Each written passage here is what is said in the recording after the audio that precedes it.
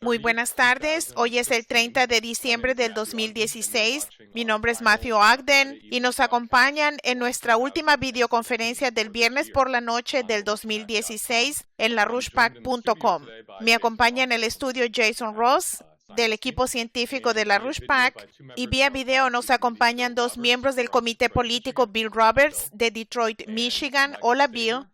Y Michael Steger de San Francisco, California. Obviamente, estamos en la cuenta regresiva para el final del gobierno de Obama y el comienzo del próximo gobierno de Trump. A exactamente 3 semanas a partir de hoy será la inauguración del próximo gobierno. Todavía hay muchas cosas que no están determinadas y sin resolver, pero la situación mundial se mueve muy rápidamente. Y el señor LaRouche advirtió hace menos de 48 horas que todavía hay que vigilar a Obama, pues mientras él permanezca en el cargo, él puede causar mucho daño. Y lo vimos ayer en un anuncio proveniente de Obama mientras estaba de vacaciones en Hawái. Él intentó escalar y provocar un conflicto con Rusia. Él anunció que 35 diplomáticos rusos serán declarados persona non grata y serán expulsados de Estados Unidos bajo cargos de espionaje.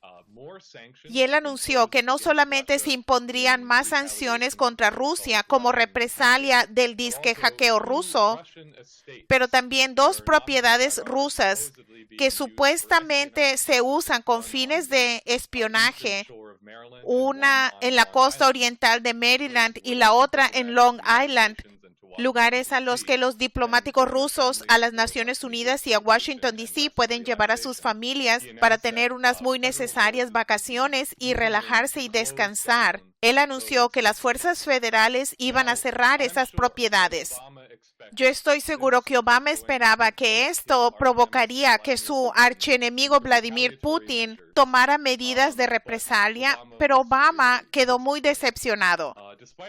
A pesar del hecho de que Sergei Lavrov, el ministro de Relaciones Exteriores de Rusia, dijo que sí, estarían totalmente justificados si tomaran represalias y expulsaran a 35 llamados diplomáticos estadounidenses de Rusia como persona non grata y cerraran las casas para vacacionar estadounidenses en Moscú y en los suburbios de Moscú. Putin, en lugar de eso, al estilo clásico de Putin, le dio un caratazo a Barack Obama e hizo nada. Y se reconoce universalmente que esta acción de Vladimir Putin fue más astuta que la de Obama. Por ejemplo, en el titular en el Daily Beast, Putin es más astuto que Obama en la guerra de espionaje. Moscú se ríe de las sanciones del gobierno de Obama y las expulsiones como los últimos gestos débiles. Y Putin le llama a Obama lo que es, una persona sin poder, y se rehúsa a responder. En una declaración publicada en la página del Kremlin hoy en día, Putin dijo lo siguiente: si bien nos reservamos el derecho de tomar medidas recíprocas, no vamos a rebajarnos al nivel de la irresponsable diplomacia de la cocina.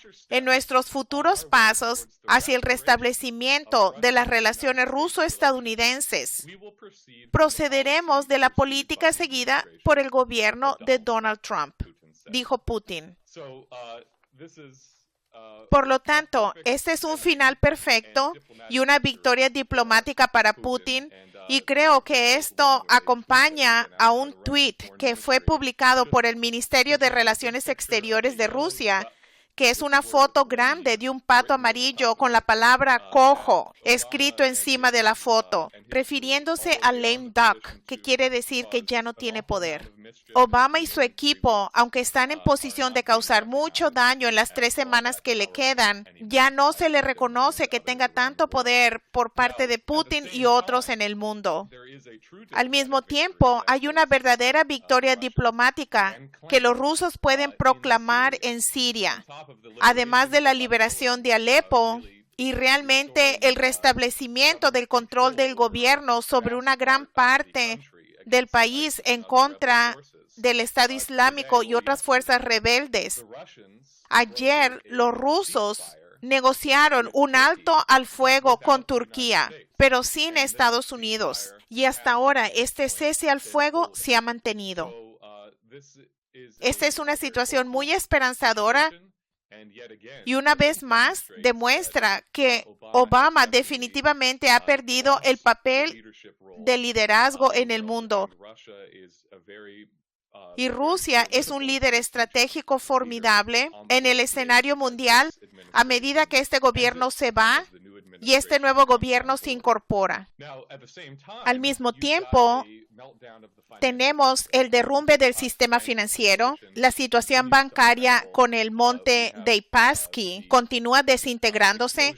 Tenemos los riesgos por derivados de cada banco en el planeta. Cualquiera de estos, el Deutsche Bank, el monte Deipaski, cualquiera puede catalizar la explosión de todo el sistema financiero. Las 4 leyes del señor LaRouche continúan siendo las medidas esenciales y más urgentes que necesitan tomarse en Estados Unidos. Como dije, nada está determinado, pero hay mucho que es posible. Como han visto en varios canales de nuestras comunicaciones en los últimos días, el diálogo de ayer, el correo electrónico de LaRouche PAC que enviamos ayer, los titulares en la página de larouchepac.com, estamos en medio de una movilización absolutamente urgente y crítica para que la ley Glass-Steagall se incluya en la agenda incluso antes de la inauguración del próximo gobierno. Esta debe ser la principal ley que se le entregue al nuevo presidente para que la firme. El Congreso puede actuar sobre esto cuando entren en sesión la próxima semana, en lugar del anuncio de McCain de que va a tener una audiencia sobre el hackeo ruso o algo por el estilo. Esta es una medida crítica. Nuestros activistas van a venir a Washington, D.C. Ya hemos dado las órdenes de marcha y podemos hablar de esto más en nuestro programa hoy en día. Pero por supuesto, eso sigue siendo solo el primer paso en las 4 leyes urgentes de Lyndon LaRouche para salvar a Estados Unidos ya. El mejor ejemplo que tenemos todavía, el mejor precedente, son los primeros 100 días de Franklin Roosevelt. Lo que Franklin Roosevelt pudo lograr en sus primeros 100 días en el cargo.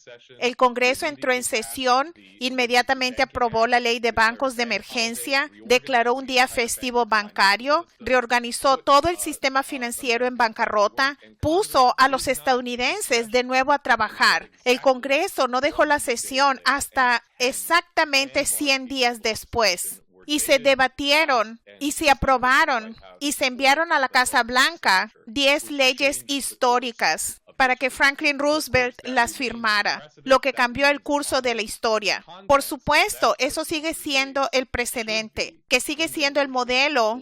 Y esos primeros 100 días es cuando se deben implementar las 4 leyes de Lyndon LaRouche para salvar a Estados Unidos. Por lo tanto, con esto me gustaría pasarle la palabra a Jason, porque hay algunos ejemplos muy específicos de los medios por los cuales podemos emprender estas medidas urgentes.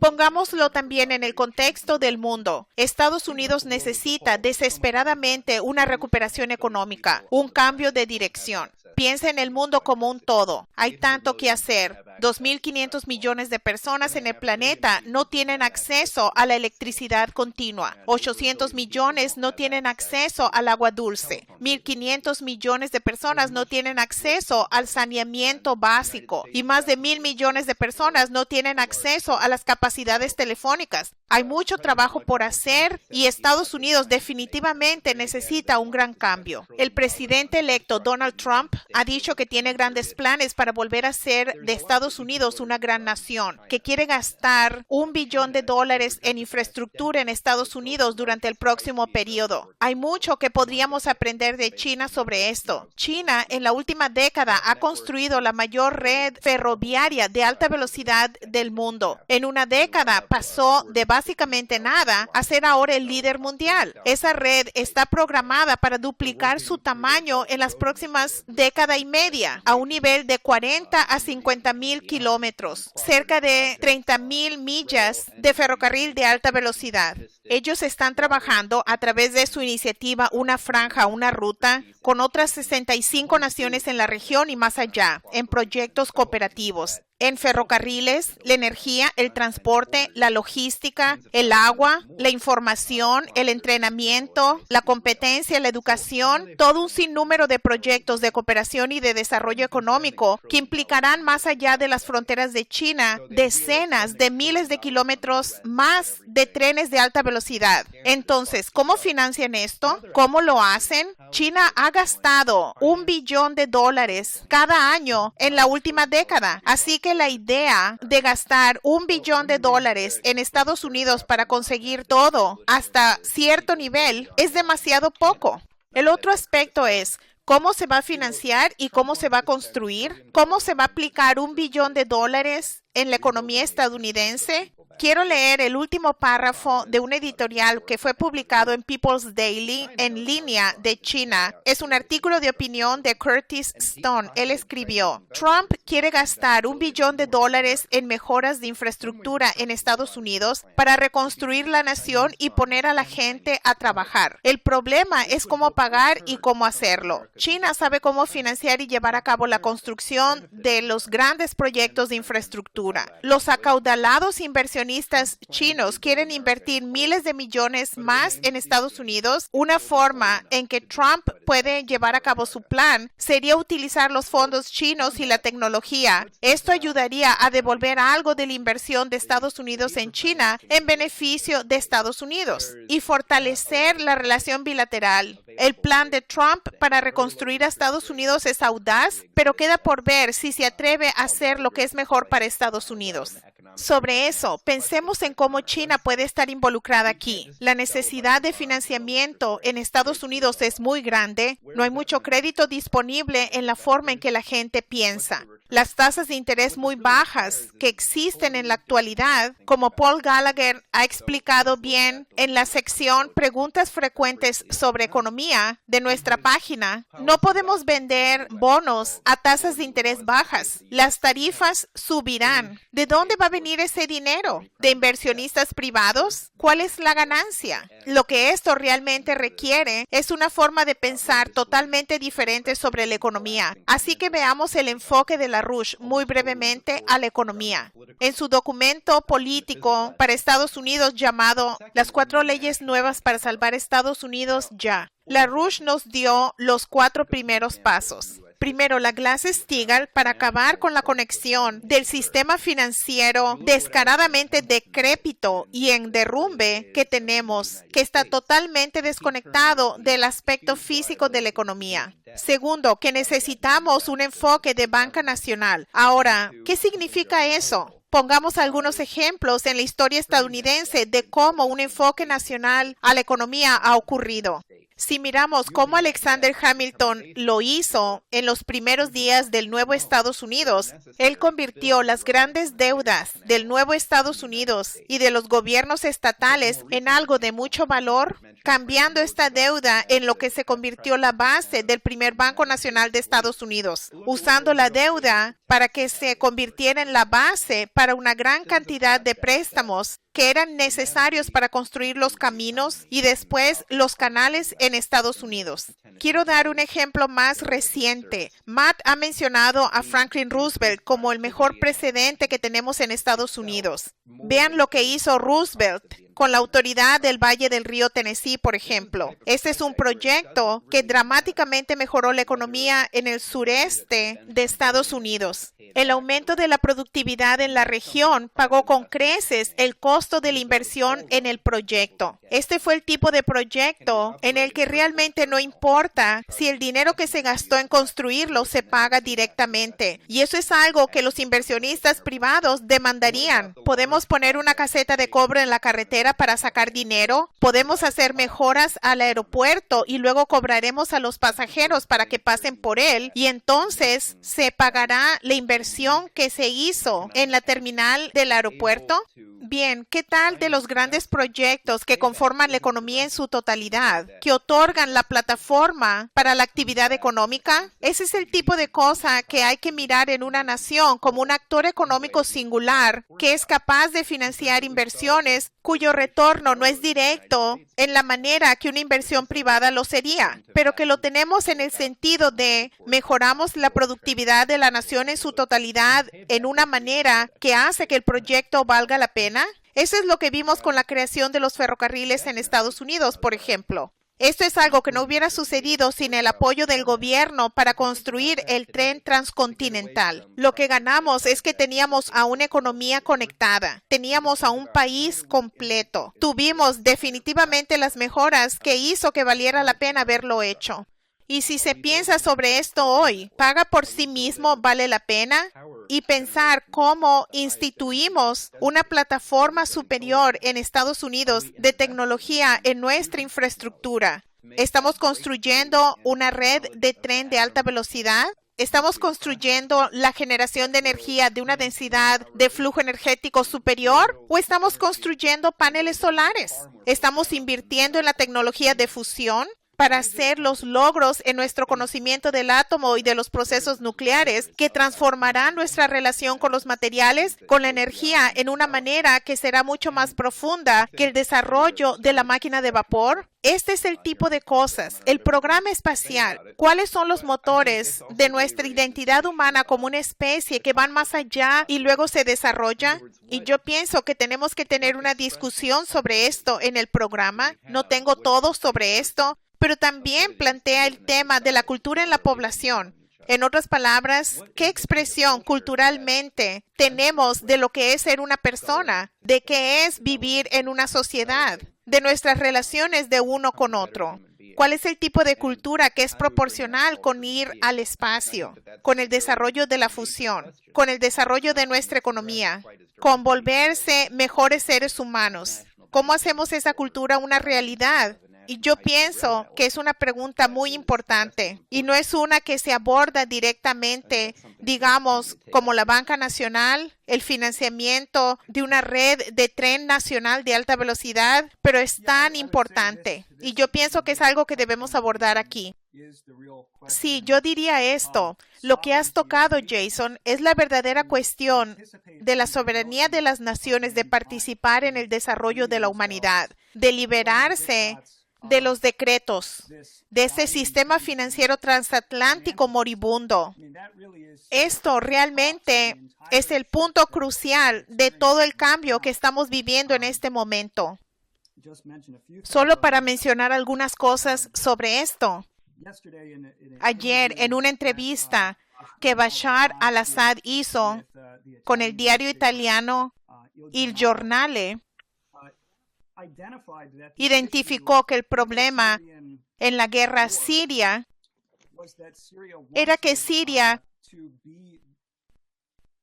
quería tomar una decisión soberana sobre el desarrollo de los oleoductos, pero también las líneas ferroviarias que van del este a oeste a través de Siria, en lugar de que Siria simplemente sea una especie de punto de paso de oleoductos de Qatar de norte a sur.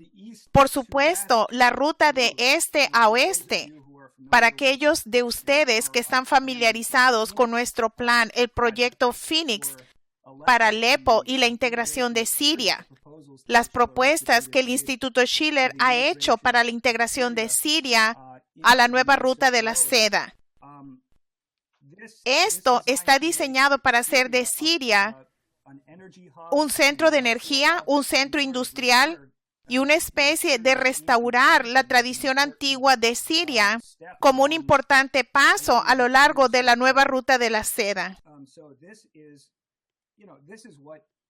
Esta es la implicación de la intervención de Vladimir Putin en Siria para aplastar a los terroristas en esa zona. Esta fue la misma pregunta con respecto a la reciente decisión de Japón de reanudar su papel histórico como país que no va a ser parte de un sistema financiero transatlántico, sino que va a ser una máquina para el desarrollo del interior de Asia. Japón había tomado esta decisión en contra de los intereses de lo que históricamente ha sido el intento de Estados Unidos de tratar de impedir que Japón negocie un tratado de paz con Rusia sobre las islas restantes disputadas desde la Segunda Guerra Mundial. Por lo tanto, Japón tomó esta decisión como una nación soberana y fue realmente motivado a hacerlo por Vladimir Putin, que hizo la cuestión directamente que Japón tenía que tomar una decisión soberana e independiente. Yo diría que en Estados Unidos, la cuestión de que la presidencia de Trump y el gobierno de Estados Unidos sean capaces de abordar a las horribles condiciones de la población estadounidense y elevar tanto culturalmente y en términos del nivel de vida físico del pueblo estadounidense, depende del restablecimiento inmediato de la Glass-Steagall. Número uno, porque si la Glass-Steagall no se restablece antes del crack, que parece muy probablemente ocurrirá pronto en el sistema bancario europeo, habrá más rescates y esto aumentará aún más las tasas de mortalidad de los estadounidenses. Pero también, número dos, como Matt y Jason estaban discutiendo, Estados Unidos tiene que comprometerse seriamente a proporcionar financiamiento masivo y movilizar a nuestra fuerza laboral para construir plataformas de infraestructura completamente nuevas. Esto no va a ser posible sin un sistema de crédito y eso no será posible sin el restablecimiento de la Glass-Steagall. Esto puede requerir, como lo señala este reciente artículo de People's Daily, que publicaron recientemente, que en ciertos casos eso puede significar que China participará y construirá ciertos aspectos. Pueden ser más adecuados para construir sistemas ferroviarios de alta velocidad, por ejemplo.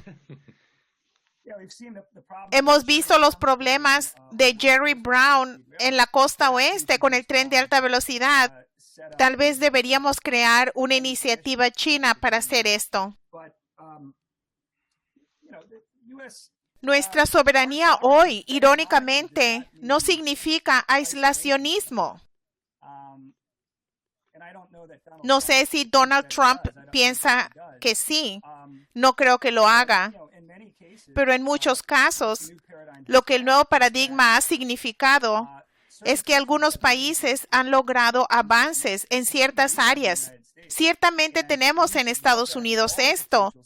Debemos mirar todos los potenciales que existen para la cooperación, el programa espacial, la medicina, ciertos aspectos dentro del sector de máquinas herramienta que todavía tenemos, de la misma manera que Kennedy lo consideró cuando creó los centros científicos, el programa espacial que se centra en la parte más atrasada, la parte del sur de Estados Unidos, o cuando Franklin Roosevelt ubicó las instalaciones de Oak Ridge, la ciudad secreta que desarrolló el proyecto Manhattan en las afueras de Knoxville, Tennessee. O como lo hacen actualmente los rusos en sus planes para que Rosatom invierta en construir una ciudad científica para el desarrollo de la ciencia nuclear en una de las ciudades más pobres de Sudamérica, La Paz, que básicamente ha sido el centro de una economía de producción de drogas. Estas son algunas de las cosas que vamos a seguir determinando, pero estos son los problemas tras la necesidad inmediata de la Glass-Steagall que cada estadounidense tiene que conocer íntimamente.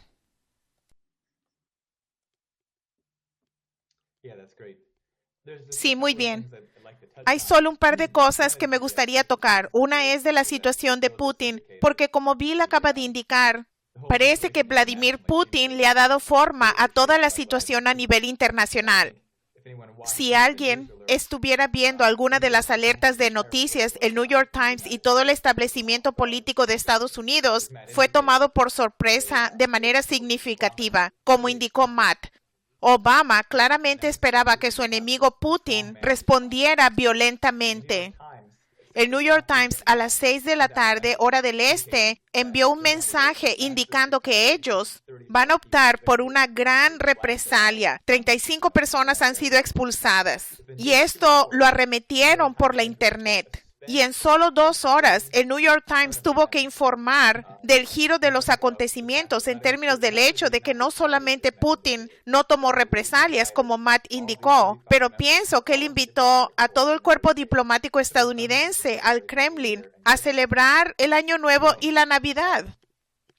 Y la manera en que Putin le ha dado forma a este proceso, y estábamos reflexionando sobre esto aquí esta mañana, de que fue hace poco más de un año, a fines de septiembre del 2015, que Rusia formalmente entró en el conflicto sirio del lado de Assad contra los terroristas.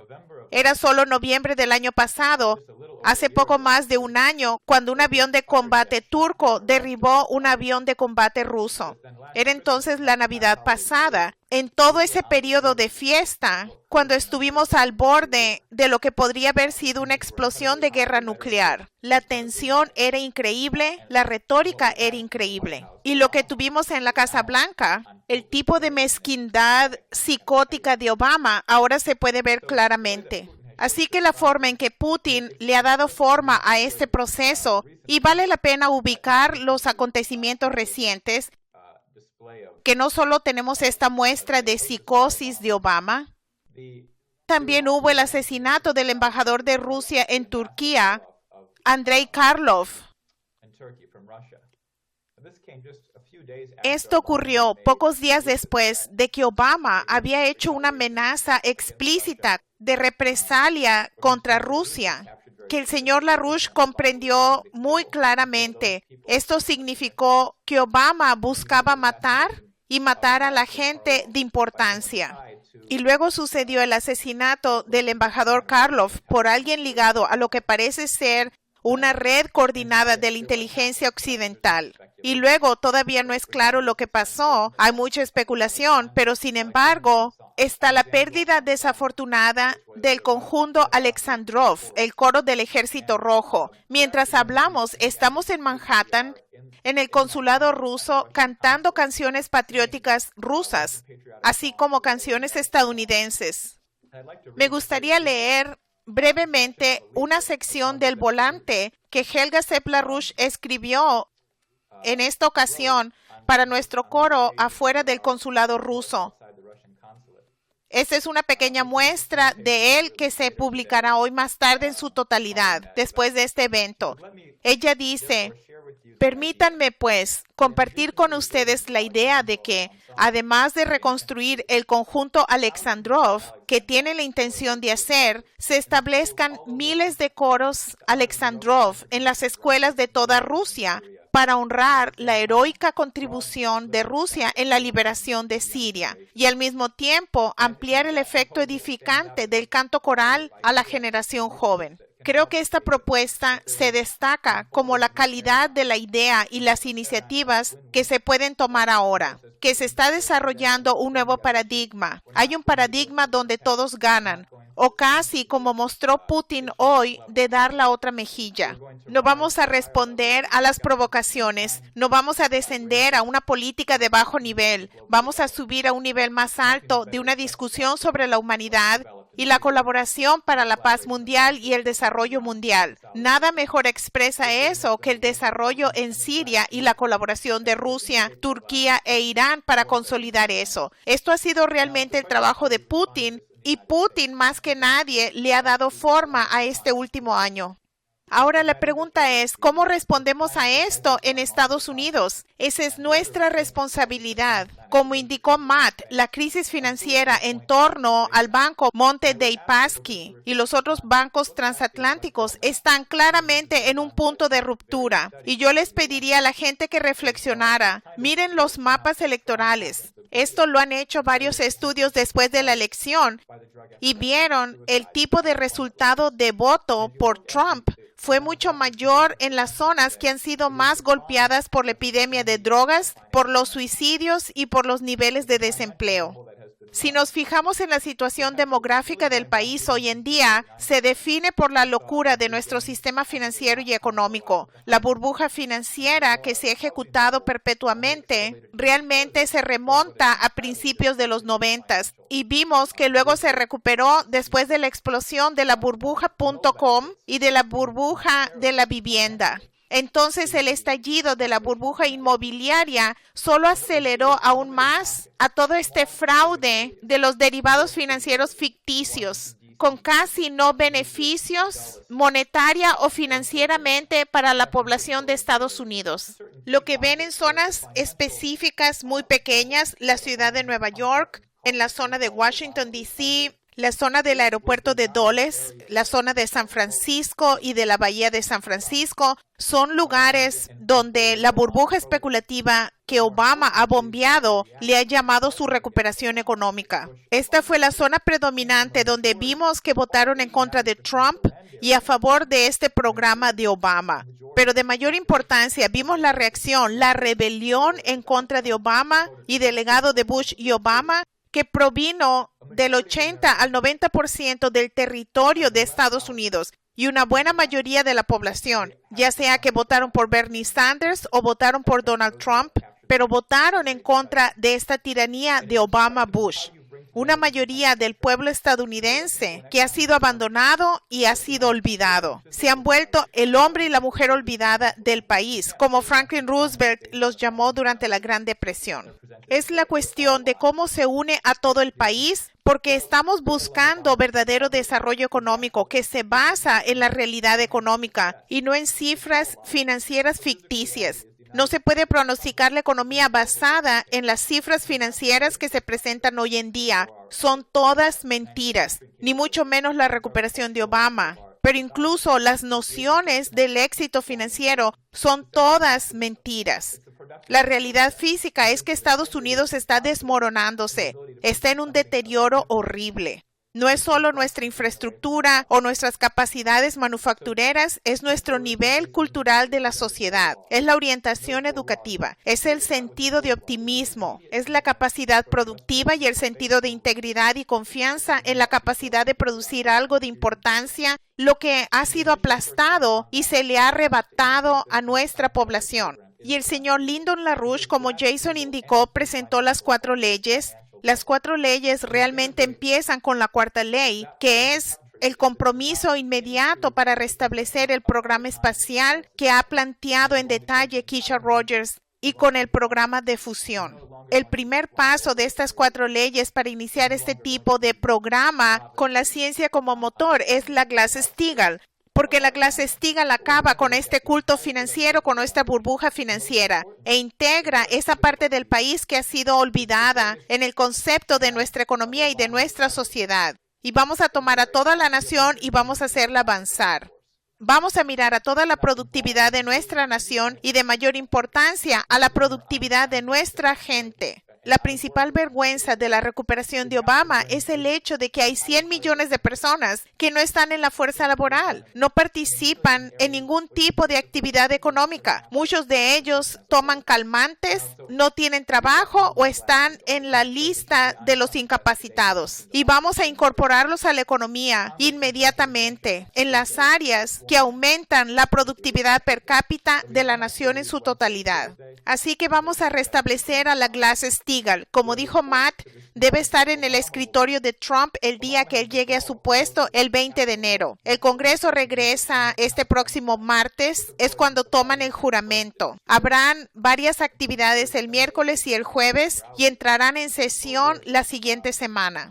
nos han informado esta mañana que Obama va a tener el descaro de ir al Capitolio el próximo miércoles para reunirse con los demócratas del Senado y del Congreso. Este es, por supuesto, el partido que él aplastó y destruyó. Y estoy seguro que él va a ir para intimidar o algo peor a los miembros demócratas del Congreso. Así que definitivamente vamos a estar allí en Washington, D.C., vamos a estar circulando el periódico The Hamiltonian en la ciudad de Nueva York y también en Washington, D.C. Y definitivamente le pedimos a la gente que participen en esta movilización total. Eso no significa solamente ir al Congreso. El Congreso estará disponible para hacer reuniones no esta semana, sino la próxima semana. Pero la pregunta principal es movilizar a los legisladores estatales, a los sindicalistas, a los líderes demócratas y a otros activistas, escritores y otra gente que han promovido a la Glass-Steagall. Debemos movilizar el país en torno a esta noción de la Glass-Steagall, que no es algo a lo que se debe apoyar, no es algo que muestra que estás en el lado correcto de las cosas. La Glass-Steagall debe aprobarse y debe aprobarse rápidamente porque tenemos mucho trabajo que hacer en el 2017. Así que le pedimos a la gente que se movilice lo más posible y que tengan en mente cuánto trabajo tenemos que hacer para reconstruir la infraestructura del país. Así que le pedimos a la gente que se movilice lo más posible y que tengan en mente cuánto trabajo se necesita para reconstruir al país, sus manufacturas, su infraestructura y, más importante, reconstruir las mentes de las próximas generaciones. Así que esa es la movilización que la Rush PAC ha planteado. El correo electrónico se envió hoy y le pedimos a todo mundo que participe. Bien, Michael, tú estás describiendo el tipo de revolución política que Franklin Roosevelt hizo en los primeros días como presidente en 1933. Por supuesto, la inauguración se llevó a cabo en marzo. En ese entonces, la inauguración era en marzo y no en enero, pero son esos primeros 100 días y, como hemos dicho, eso todavía es el modelo. Y desafortunadamente hay muy poca gente en Estados Unidos para quienes ese logro de Franklin Roosevelt todavía es algo que tienen en la memoria. Y es nuestro trabajo educar y recordarle a la gente lo que Franklin Roosevelt pudo lograr. Y yo no pienso que ninguno de nosotros asumimos que esto es algo que va a suceder por sí mismo. Esto es algo por lo que estamos movilizando. Y es por lo cual decimos en el conteo para esta inauguración que es nuestro trabajo determinar la agenda. Y al mismo tiempo que lo que estamos haciendo internamente, verdaderamente tenemos el viento de la historia, está soplando alrededor del mundo. Hay un cambio en la dinámica mundial que está obligando a un cambio en Estados Unidos. Como Jason hizo referencia el artículo en People's Daily, el papel que China puede jugar con la política de una franja, una ruta, en transformar el potencial económico de todo el planeta y los cambios estratégicos que provienen de Rusia. Pero dicho esto, siempre es muy útil regresar y revisar lo que hizo Franklin Roosevelt en todo su gobierno. Es algo que no se puede discutir en forma abreviada. Desde el comienzo de su periodo presidencial a su cuarto periodo, con la victoria en la Segunda Guerra Mundial. Pero si tomas esos primeros 100 días y revisas rápidamente lo que pudo lograr, esa es la clase de revolución urgente en la política que se necesita ahora en Estados Unidos en torno a estas 4 leyes económicas de la Rush. Así que permítanme enumerar muy rápidamente lo que Roosevelt logró. Por supuesto, no se trataba de acciones unilaterales de la Casa Blanca por ningún medio. Esto fue hecho por un Congreso dispuesto y cooperativo que reconoció la urgencia y la emergencia de darle marcha atrás a la desesperación económica y a la desintegración que toda la nación estaba viviendo. Pero como dije, desde el primer día de su gobierno, él aprobó la ley de emergencia bancaria que reorganizó a todos los bancos en todo el país, declaró un día feriado bancario e hizo una auditoría a todos los bancos y después permitió que abrieran bajo normas completamente nuevas.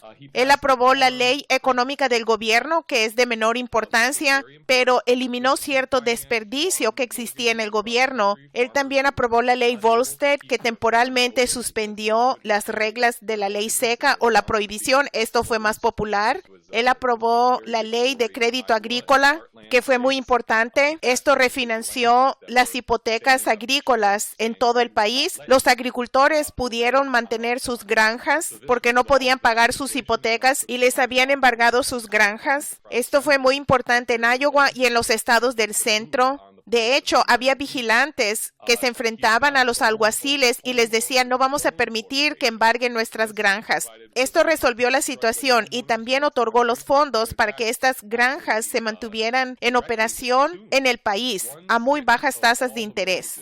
Y esto mantuvo al pueblo estadounidense alimentado. Él estableció la Corporación de Préstamos a los Dueños de Vivienda. Él dio ayuda a los dueños de vivienda que sufrían en todo el país y de hecho directamente asumió una sexta parte de todas las hipotecas del país de los dueños de vivienda que estaban batallando para pagar sus hipotecas. En los primeros 100 días, él otorgó $500,000 de 1933 para ayuda de desempleo, lo que fue administrado por Harry Hopkins. Esto se aumentó grandemente en los siguientes meses después de los primeros 100 días. Esta es una medida muy importante de la que hemos hablado. Él estableció el CCC, el Cuerpo de Conservación Civil, el cual le dio entrenamiento y empleo a jóvenes no calificados en todo el país para construir proyectos públicos y proyectos de conservación. En 6 años dio empleo a 3 millones de personas en Estados Unidos.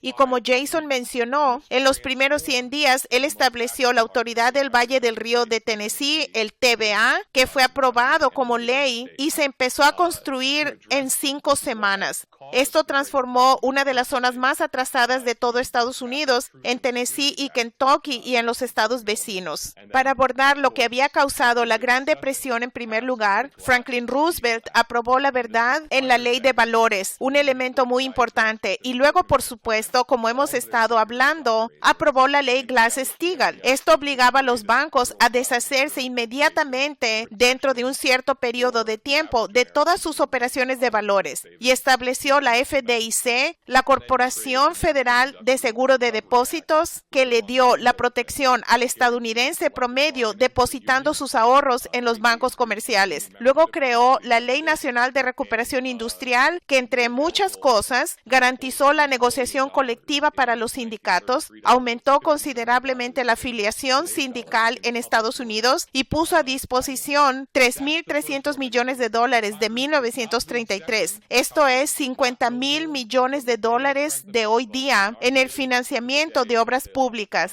Esos son los primeros 100 días. Y el Congreso no abandonó Washington desde el día que Franklin Roosevelt fue inaugurado hasta su partida exactamente 100 días después. Ese es el tipo de revolución política que tiene que ocurrir en Estados Unidos y solo funcionará si se lleva a cabo de acuerdo con los principios que subyacen en las 4 leyes económicas de LaRouche.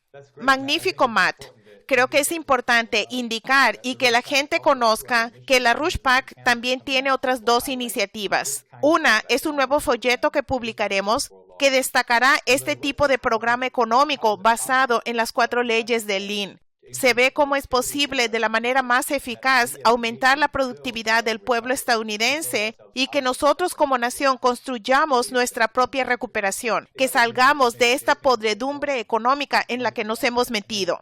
La otra iniciativa que tal vez Jason puede decir más va a ser una iniciativa educativa para el pueblo estadounidense, sobre todo a los miembros del gobierno de Trump, de qué es la economía real.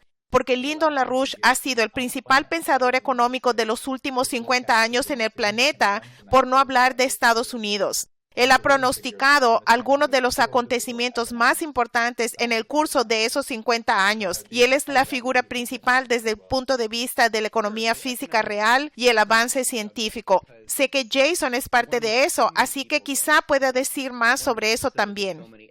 Claro, la economía es un tema chistoso porque es uno que mucha gente no entiende y es una específicamente en la que muchos expertos no aciertan. Si ven a la sociedad de pronosticadores económicos profesionales y ven qué tan buenos han sido sus pronósticos en los últimos 50 años, ellos no hacen mejor. Se diría que es una ciencia que realmente no está mejorando. Es la previsión económica. Es porque no se trata como una ciencia. Hay tanta ideología y tanta estupidez por considerar las medidas que se basan en el dinero, en lugar de una comprensión física de lo que hace posible la economía. Por lo tanto, vamos a preparar y presentar una serie de discusiones pedagógicas, algunas herramientas para ayudar a pensar acerca de cómo una economía realmente funciona, aprovechando las décadas de experiencia de Lyndon LaRouche como escritor económico y pronosticador, uno singularmente correcto. Tendremos estas cosas disponibles como algunos de los conceptos que él plantea con frecuencia, como lo es la densidad del flujo energético en una economía. Sé que hice un video sobre eso recientemente y hay mucho más que decir que podría incluirse en un breve video que tocó solo brevemente esto.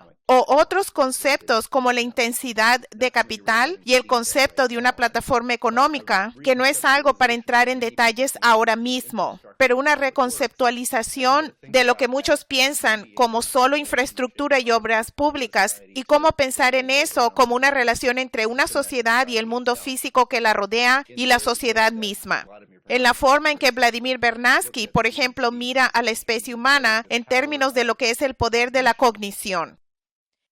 ¿Cómo transforma eso la relación de la especie humana con el planeta y la biosfera de una manera que es diferente a cualquier especie puramente biológica? ¿Cuál es el poder físico de la cognición? ¿Cómo podemos medir eso como geólogos, como biólogos, como economistas? Por lo tanto, definitivamente habrá más sobre eso. El tema central del documento 4 leyes económicas del señor LaRouche es la necesidad de aumentar la productividad per cápita y en términos de productividad de la fuerza de trabajo. Como hemos comentado, regresando a Alexander Hamilton, esto es realmente la raíz de la ciencia económica. En el informe sobre las manufacturas, el tema de Hamilton es cómo las manufacturas, cómo la tecnología y la industria aumentan lo que de otro modo sería la fuerza de trabajo cruda de la población. Tiene un efecto multiplicador. Regresando al documento del señor LaRouche, las 4 leyes nuevas económicas, un punto que hace es que esto no es una opción, como lo hemos dicho antes, pero es una necesidad absoluta, no solo por la urgencia del derrumbe económico, sino también por la naturaleza de nuestra nación. Alexander Hamilton fue el genio económico fundador del país, padre fundador de nuestro sistema de economía, pero también fue uno de los autores centrales de la Constitución de Estados Unidos. Y él hizo el punto explícito de incluir una cláusula, que es la cláusula del bienestar general, que no solo da permiso para que el gobierno federal de Estados Unidos actúe por el bienestar general de Estados Unidos. Esto se utilizó como la razón de la constitucionalidad del Banco Nacional, sino que también exige que esto sea parte de la responsabilidad del gobierno federal. Esto le da legitimidad, exactamente, que debe actuar en el interés del bienestar general del pueblo estadounidense. Y todo el pueblo estadounidense, no solo secciones, no solo las costas o las grandes ciudades, sino todo el pueblo estadounidense. Este es un punto que el señor LaRouche hace en una frase muy breve en las 4 leyes económicas. Él dice, el aumento incesante de la productividad física del empleo, acompañado de sus beneficios para el bienestar general, es un principio de la ley federal que debe ser un estándar supremo del logro de la nación y del individuo. Por lo tanto, la palabra ley está en el título de este documento y el señor LaRouche afirma que este aumento de la productividad se incluye bajo la idea del bienestar general y es un principio central de lo que deberíamos entender como la ley federal bajo nuestra República Constitucional. Recientemente se afirmó de manera similar en un documento programático que fue publicado por el gobierno chino, donde declararon que el desarrollo es un derecho humano inalienable, del mismo modo que hablamos de la vida, la libertad y la búsqueda de la felicidad como derechos inalienables. Los chinos, que han sacado a 750 millones de personas de la pobreza en su país, declaran que el desarrollo mismo es un derecho humano inalienable. Pienso que esto es una comprensión importante de cuál debe ser la responsabilidad del gobierno mismo. Y este principio central de la ciencia económica, entender lo que significa y cómo uno procede a aumentar la productividad física de la fuerza de trabajo para el beneficio del bienestar general en su conjunto.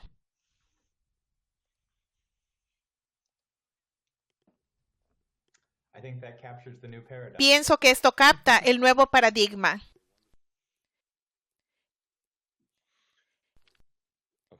Bien, maravilloso. Quiero decir que realmente aprecio que Bill esté con nosotros porque cada vez más tenemos que volver a alguna de las preguntas que el señor LaRouche estuvo directamente involucrado en Detroit, Michigan, Ohio y algunas de estas áreas de la parte central oeste. Y lo que has mencionado, Michael, de que no hay estados que se deben ignorar. Ya no se debe incluir en nuestro vocabulario la palabra de Rust Belt, los antiguos estados industriales. La pregunta es, ¿cómo vamos a tomar las capacidades que son inherentes en estos maquinistas y los antiguos maquinistas y obreros calificados en esa región que ahora están en un estado de desesperación real y hay un aumento de la mortalidad? Por lo tanto, tú podrías decir algo sobre esto, Bill, y yo pienso que también deberíamos de repasar esto en algunos de nuestros programas futuros. Y eso debe ser parte del conteo para la nueva presidencia. Sí, claro, es un verdadero desafío. Este es el tema de lo que Marcy Kaptur abordó en su reciente artículo cuando dijo que el Partido Demócrata tiene que hacer algo de búsqueda de alma. Es la forma en que lo dijo, pero en realidad no es la búsqueda del alma. Tenemos que definir cuál será el compromiso de la población estadounidense y de toda la población. Es un verdadero desafío. Pienso mucho más de lo que Franklin Roosevelt tuvo que enfrentar. Parte de ello es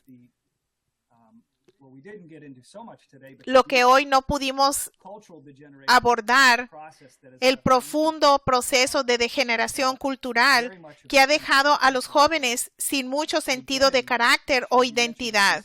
Como mencionaste, es el programa del CCC del pasado que tenía que adaptarse a la dirección y el propio Franklin Roosevelt estuvo involucrado en la elaboración de ese programa que él consideraba absolutamente crítico para que la nación tuviera un futuro. Por lo tanto, estoy de acuerdo.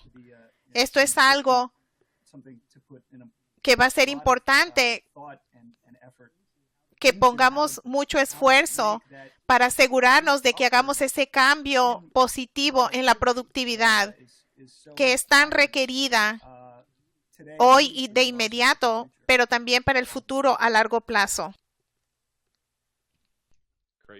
Gracias. Muchas gracias. Gracias, Bill. Gracias, Michael. Gracias, Jason. Yo recomendaría leer el editorial al que Jason hizo referencia al principio del programa. Fue el diario China Daily. Hoy cuando hablamos con Lyndon y Helga LaRouche más temprano, Helga le dio mucha importancia a ese artículo. Nosotros, por supuesto, los alentamos a que participen lo más plenamente posible en esta movilización, no para crear apoyo inmediato a la Glass-Steagall, sino para que inmediatamente tengamos la ley Glass-Steagall. Así que, como dijo Michael, las órdenes de marcha están planteadas. Enviamos un correo electrónico a toda la lista de correo electrónico de LaRouche PAC.